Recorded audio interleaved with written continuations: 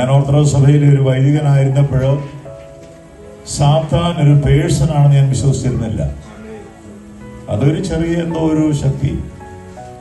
എന്നാൽ സാത്താൻ ഒരു പേഴ്സൺ ആണെന്നും ഇന്ന് ലോകത്തിലുള്ള എല്ലാ ദൈവമക്കളുടെയും പിന്നാലെ നടന്ന് ഏതെല്ലാം രീതിയിൽ അവരെ ചതിക്കുവാൻ, തന്ത്രത്തിലൂടെ അവരെ നരകത്തിലേക്ക് കൊണ്ടുപോകുവാൻ അവൻ വളരെയധികം ശക്തിയോടുകൂടെ പ്രവർത്തിച്ചുകൊണ്ടിരിക്കുന്നെന്ന് എനിക്ക് മനസ്സിലായത് ഞാൻ ഈ പെന്തക്കോസ്ത് അനുഭവത്തിൽ വന്നതോടുകൂടി. ഞാൻ ഒരു ചെറിയ ഉദാഹരണം പറഞ്ഞ് നിങ്ങളെ ഒന്ന് വിശ്വസിപ്പിക്കാം.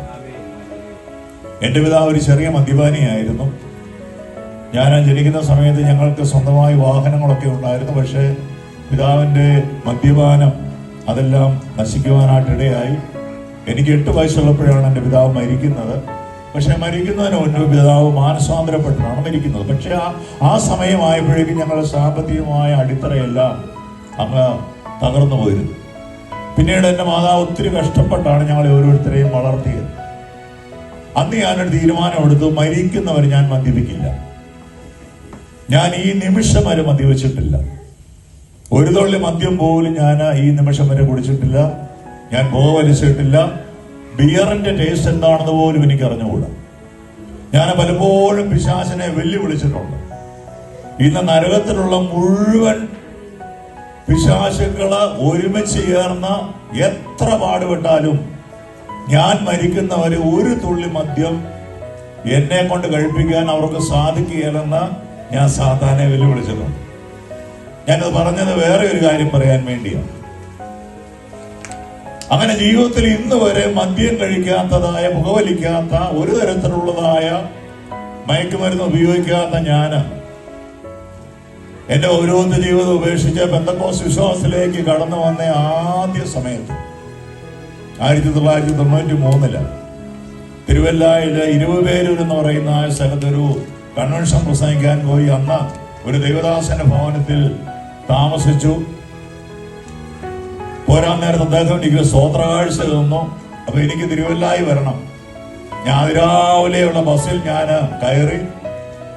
100 രൂപ നോട്ട് കണ്ടക്ടറെ കൊടുത്തപ്പോൾ അയാൾ പറഞ്ഞു, ഇല്ല ചില്ലറയില്ല, പോകാൻ പറ്റുകയില്ല, ചില്ലറ വേണം, ഇവിടെ ഇറങ്ങിക്കോളാൻ പറഞ്ഞു. എന്നെ ഇറക്കി വിട്ടു.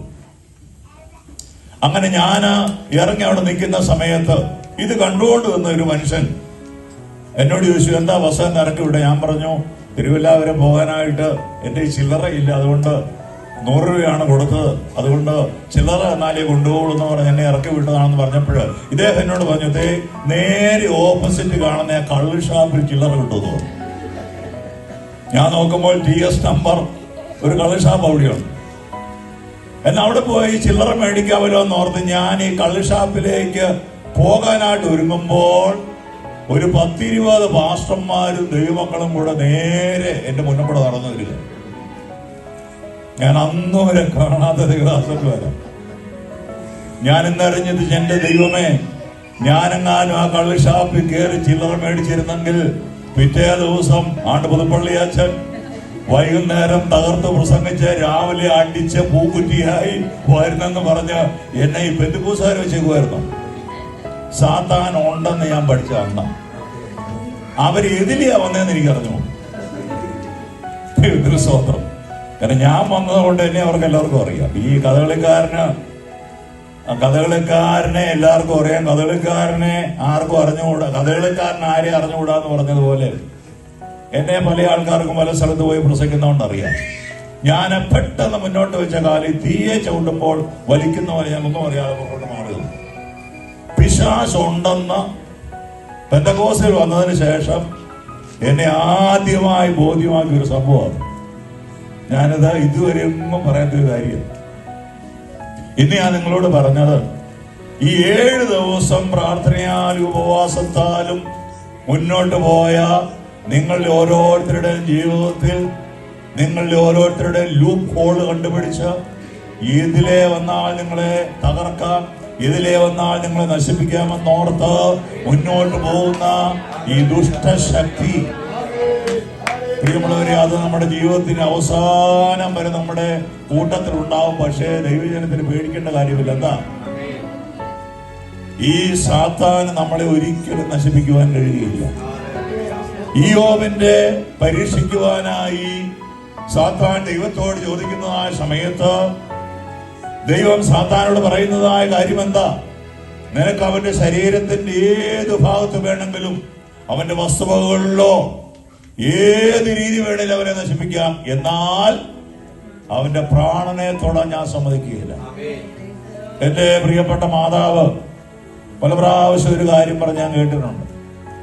മാതാവ് പറഞ്ഞിട്ടുണ്ട്, നമ്മളെ വെട്ടി നുറുക്കി തുണ്ടം തുണ്ടമാക്കിയാലും കർത്താവ് സമ്മതിക്കാത്തിടത്തോളം കാലം ഈ തുണ്ടമെല്ലാം കൊണ്ട് ഒരുമിച്ച് ചേർന്നാൽ നമ്മുടെ ജീവനുള്ളവരായി മാറും. ദൈവത്തിന് സ്തോത്രം. പ്രിയമുള്ളവരെ, നമ്മുടെ ഓരോരുത്തരുടെ ജീവിതത്തിൽ ദൈവം നടത്തുന്ന വിധങ്ങൾ, ഞാൻ ഇന്നലെ ഇവിടെ പ്രസംഗിച്ച ആ സമയത്ത് ഞാൻ പറയുണ്ടായ ഒരു ഡിവൈൻ മജീഷ്യനാണ് യേശു എന്ന്. ഞാൻ അങ്ങനെ വിശ്വസിക്കുന്നയാളാണ്. കർത്താവ് ചെയ്യുന്നത് മുഴുവനും ഒരു മജീഷ്യൻ ചെയ്യുന്നതിനേക്കാൾ അത്ര വലിയ അത്ഭുതങ്ങളാണ് നമ്മുടെ ജീവിതത്തിൽ കർത്താവ് ചെയ്യുന്നത്. പ്രത്യേകിച്ച് ഞാനൊരു സംഭവം ഓർക്കുകയാണ്. 1995 ഞങ്ങൾ വിശ്വാസത്തിൽ വന്നിട്ട് 2 വർഷമേ ഉള്ളൂ. 92 അവസാനം ഞങ്ങൾ വിശ്വാസികൾ. അപ്പൊ ഞാൻ ഈ ഓർത്തഡോക്സ് വലിയ സെമിനാരിയിൽ നിന്ന് ദൈവശാസ്ത്രത്തിലൊക്കെ ഡിഗ്രിയും ഉപരിപഠനമൊക്കെ ഉള്ളത് കൊണ്ട് ഞാൻ വിശ്വാസത്തിൽ ചർച്ച ബോർഡിലേക്ക് വന്ന സമയത്ത് അന്ന് ഞങ്ങളുടെ ഓവർസിയറായിരുന്ന പാസ്റ്റർ P.A.B. സാമുവൽ, അദ്ദേഹമായിരുന്നു ഞങ്ങളുടെ സ്റ്റേറ്റ് ഓവർസിയർ. അദ്ദേഹം എന്നോട് പറഞ്ഞു, അച്ഛനെ ഈ തിയോളജിയിൽ ഇത്രയും ഡിഗ്രികളൊക്കെ ഉള്ളതുകൊണ്ട് ഇനി ഇവിടെ വന്ന് ബൈബിൾ കോളേജിലൊന്നും പഠിക്കേണ്ട, അച്ഛനെ ഞാൻ ബൈബിൾ കോളേജിലെ അധ്യാപകനാക്കുകയാണെന്ന് പറഞ്ഞ് അദ്ദേഹം മുളമ്പുഴ ബൈബിൾ കോളേജിൽ എന്നെ അധ്യാപകനാക്കി മാറ്റി. ഞാനന്ന് പഠിപ്പിച്ച ഒരു കൊച്ചു സ്റ്റുഡൻ്റാണ് ഇന്ന് ഞങ്ങളുടെ ഓവർസിയർ. അതൊക്കെ ആ ദൈവത്തിന്റെ വേറെ ഒരു മാജിക്കാണ്. ഞാൻ പഠിപ്പിച്ച ഒരു പയ്യൻ ഇന്ന് എന്റെ സഭയുടെ ഓവർസിയർ. ദൈവത്തിന് സ്തോത്രം. അങ്ങനെ ഞങ്ങളൊരു ചെറിയ വാടക വീട്ടിൽ താമസിക്കുന്ന ആ സമയത്ത് ഞാൻ പുനലൂർ ഒരു ബൈബിൾ കോളേജിൽ പഠിപ്പിച്ചിരുന്നു. അപ്പൊ രാവിലെ ഞാൻ താമസിക്കുന്നതായ കളമശ്ശേരിയിൽ നിന്ന് എൻ്റെ ഒരു സ്കൂട്ടറിൽ എറണാകുളം ടൗൺ റെയിൽവേ സ്റ്റേഷനിൽ സ്കൂട്ടർ കൊണ്ടുവച്ചിട്ട് അവിടുന്ന് ഞാൻ തീവണ്ടിയിൽ ചെങ്ങന്നൂർ ഇറങ്ങി. അവിടുന്ന് ഞാൻ ബസ്സിൽ പുനലൂരി എന്ന് അവിടെ ബൈബിൾ കോളേജിൽ പഠിപ്പിച്ചതിന് ശേഷം വീണ്ടും തിരിച്ച് അതേ രീതിയിൽ രാത്രി 1 മണി 1:30 മണിയൊക്കെ ആകുമ്പോഴാണ് ആഴ്ചയിൽ 2-3 ദിവസം ഞാൻ വീട്ടിൽ വരുന്നത്. അങ്ങനെ ഒരു ദിവസം ഞാൻ പുനലൂര് പോയി ബൈബിൾ കോളേജിൽ പഠിപ്പിച്ചതിന് ശേഷം തിരിച്ച് ചെങ്ങന്നൂർ വന്ന് പാസഞ്ചർ ട്രെയിനിൽ ഞാൻ എറണാകുളത്തേക്ക് വരിക. അപ്പൊ രാത്രി 12 മണിയായപ്പോൾ ഈ തീവണ്ടി പാസഞ്ചറാണ്, അത് എറണാകുളം സൗത്ത് സ്റ്റേഷൻ വരെ ഉള്ളൂ, എറണാകുളം ജംഗ്ഷൻ വരെ ഉള്ളൂ. അപ്പൊ രാത്രി 12 മണി ആയപ്പോൾ തൃപ്പൂണിത്തുറ റെയിൽവേ സ്റ്റേഷനിൽ ഈ വണ്ടി വന്നു. അപ്പോഴേക്കും എന്റെ കമ്പാർട്ട്മെന്റിൽ ആൾക്കാരെല്ലാം ഇറങ്ങി. ഞാൻ മാത്രമേ എന്റെ ആ കമ്പാർട്ട്മെന്റിലുള്ളൂ. ഞാൻ നോക്കുമ്പോൾ അടുത്ത കമ്പാർട്ട്മെന്റിൽ ഒരു ചെറുപ്പക്കാരൻ ഇരിക്കുന്നു. ഈ ചെറുപ്പക്കാരൻ എന്നെ ഇങ്ങനെ സൂക്ഷിച്ചു നോക്കുക. എനിക്കൊരു പരിചയമില്ലാത്ത ചെറുപ്പക്കാരനാണ്. കുറച്ചു നേരം കഴിഞ്ഞപ്പോൾ ഈ ചെറുപ്പക്കാരൻ അവിടുന്ന് എഴുന്നേറ്റ് പതിയെ എൻ്റെ അടുത്ത് വന്നിട്ട് എന്നോട് ചോദിച്ചു, ജോർജ് മാത്യു അച്ഛനല്ലേ എന്ന് ചോദിച്ചു. ഞാൻ പറഞ്ഞാൽ അതെ. അദ്ദേഹം എന്നോട് പറഞ്ഞു, ഞാനൊരു ബന്ധുക്കോസുകാരനാണ്, ഞാനൊരു പാട്ടുകാരനാണ്, എനിക്കൊരു ടീമുണ്ട്, ഹോളി ബീറ്റ്സ് എന്നാണ് എൻ്റെ ടീമിന്റെ പേര്. എൻ്റെ പേര് ജോസ് ജോർജ് എന്നാണ്, എൻ്റെ വീട് പെണ്ണൂക്കരയാണ്. അങ്ങനെ അദ്ദേഹത്തിന്റെ പിതാവിന്റെ സഹോദരനാണ് പെണ്ണൂക്കര കുഞ്ഞപ്പിച്ചായി, അദ്ദേഹം ചർച്ചോക്കൂടുകാരനാണ്. ഇങ്ങനെയുള്ള കുറച്ച് കാര്യങ്ങളൊക്കെ എന്നോട് പറഞ്ഞൊരു 2 മിനിറ്റ് ഞാനുമായി സംസാരിച്ചു. ഞാൻ എൻ്റെ ജീവിതത്തിൽ ആദ്യമായിട്ട് ആ ചെറുപ്പക്കാരനെ കാണും. 2 മിനിറ്റ് കഴിഞ്ഞ് ഞാൻ പറഞ്ഞു, കണ്ടതിൽ സന്തോഷം, പരിചയപ്പെട്ടതിൽ സന്തോഷം എന്ന് പറഞ്ഞ ഇദ്ദേഹം അടുത്ത അദ്ദേഹത്തിന്റെ സീറ്റിലേക്ക് പോയി. കൃത്യം രാത്രി 12:15 ഈ തീവണ്ടി എറണാകുളം സൗത്ത് റെയിൽവേ സ്റ്റേഷനിൽ വന്നു. പാതിരാത്രിയാണ്, ഭയങ്കര കൂരാക്കൂരി ഇരുട്ടാണ്. ഞാൻ നോക്കുമ്പോൾ നിന്ന തീവണ്ടിയുടെ നേരെ ഓപ്പോസിറ്റിൽ ഒരു പാളം കഴിഞ്ഞ് അടുത്ത പാളത്തിൽ എറണാകുളം നോർത്തിലേക്കുള്ള തീവണ്ടി ഇങ്ങനെ പതിയെ സ്റ്റാർട്ട് ചെയ്യുക. അപ്പൊ എനിക്ക് അതേ കയറി നോർത്തിൽ ഇറങ്ങിയിട്ട് എന്റെ സ്കൂട്ടർ എടുത്തുകൊണ്ട് കളമശ്ശേരിക്ക് പോകണം. ഞാൻ ഉടൻ തന്നെ ആ തീവണ്ടിയുടെ മറുഭാഗത്തൂടെ ഞാൻ വെളിയിൽ ചാടി. ഭയങ്കര ഇരുട്ടാ, കട്ട പിടിച്ച ഇരുട്ടാ. ഇരുട്ടിലൂടെ ഞാൻ മുന്നോട്ടോടി. അടുത്ത പാളത്തെ കയറുന്ന സമയത്ത് പുറകിൽ നിന്ന് ഞാനൊരു അലർച്ച കേട്ടു. അച്ചോ പുറകോട്ട് ചാടിക്കൂ.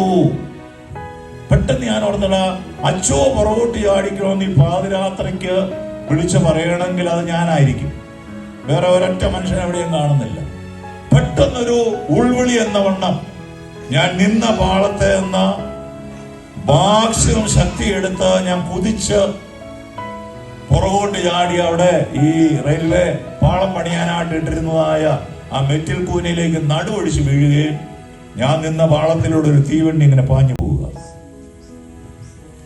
ആ തീവണ്ടി പോയി തീരുന്നവരെ ഞാൻ ആ വേദന സഹിച്ച് ആ മെറ്റിൽ കൂനെ കിടന്നു. തീവണ്ടി പോയി കഴിഞ്ഞാൽ ഞാൻ എഴുന്നേറ്റ് നോക്കി, ഇത് ആരാ എന്നെ വിളിച്ചത് ഈ പാതിരാത്രിക്ക്? ഞാൻ നോക്കുമ്പോൾ എന്റെ തൊട്ടുപിറകിൽ ഞാൻ എന്റെ ജീവിതത്തിൽ ആദ്യം ഒരിക്കൽ മാത്രം കണ്ട ചെറുപ്പക്കാരൻ.